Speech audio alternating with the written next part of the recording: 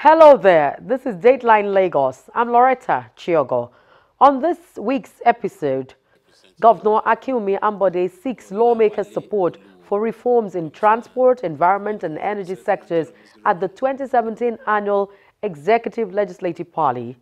Residents of Lagos East interact with the state governor at the 9th series of the quarterly town hall meeting, and safety practitioners in Lagos discuss new dimensions to fire prevention. The chamber stands for.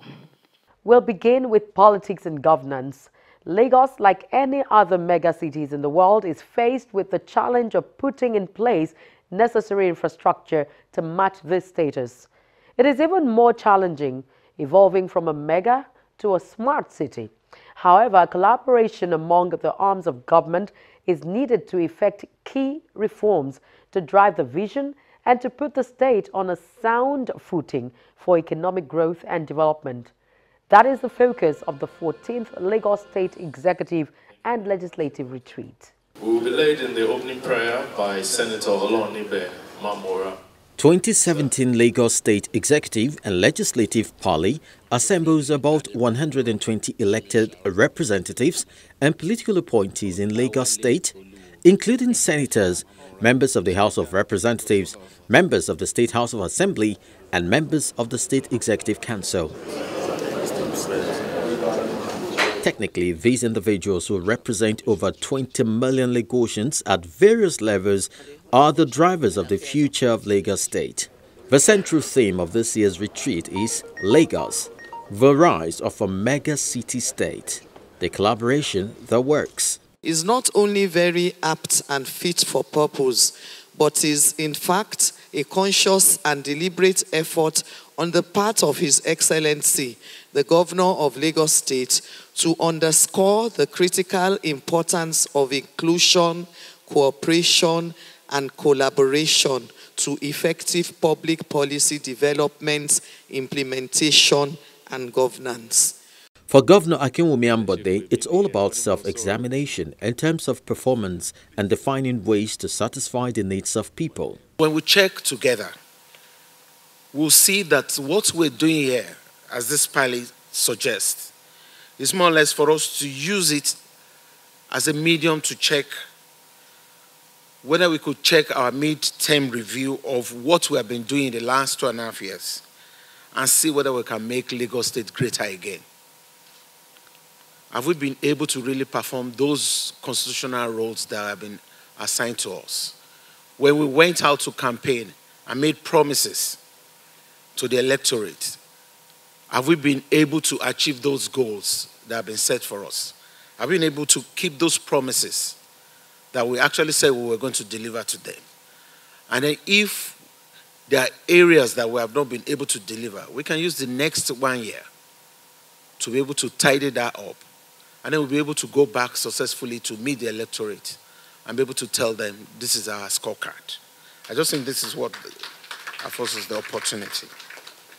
The representative of Surulere 1 Federal Constituency and Majority Leader Femi Gbajabiamila identifies intellect, strategy, and what he calls deep pocket as component needed by elected officers to sustain their political relevance in the hearts of the electorate. The issue of intellect will involve, for instance, for a legislator, lawmaking. Simply, that is the core business that we're here to do, to make laws, robust debates, meaningful motions and bills that will touch, either directly or indirectly, the lives of those who we represent. For the executive, intellect means your performance as a governor, the things you do, the projects, the infrastructural development. When you're a governor and you do things that seem even to be unpopular with the electorate, and you will do those things that will be unpopular. It is that intellect, that intellectual capacity and ability to now explain the rationale for what you are doing and how in the long term it will benefit the electorate that begins to endear you to people, and all of a sudden the electorate who hitherto thought what you were doing was inimical to their progress begin to see the sense in what you're doing. You need to identify the electorate and speak to their needs, speak their language. And now we're talking about grassroots politics. We need to do this as legislators. We need to have regular interaction, town hall meetings. Well, not just with the wards, the LGAs, no, but with everybody. So, for me, identifying those three things were key.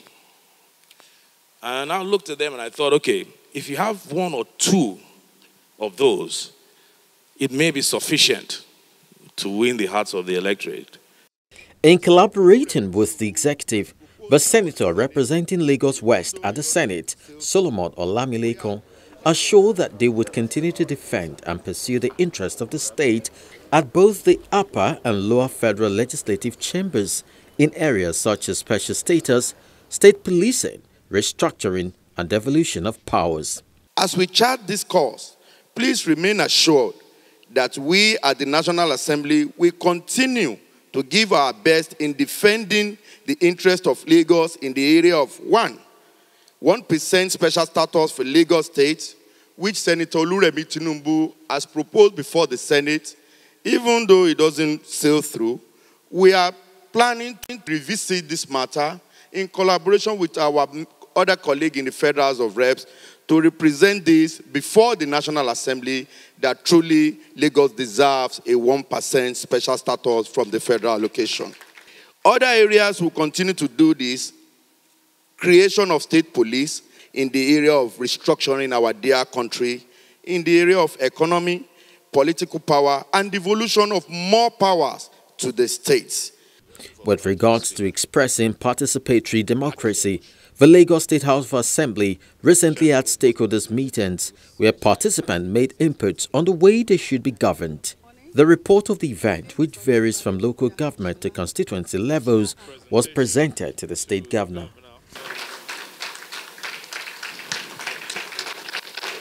The speaker strongly believes that the request contained in the report will be used in the 2018 budget. In 2012, Lagos State surpassed Cairo in size to become the largest city in Africa, and with a rapid increase in its population, but it has since passed the stage of merely being referred to as a megacity. Rather, there is a conscious effort to make Lagos State a smart city, which is an urban development vision to integrate information and communication technology in a secure fashion to manage the state's assets. Deliberations at the Parley looked at the existing transportation, environment, energy and revenue reforms, critical areas that are considered key to transforming Lagos from a mega to a smart city.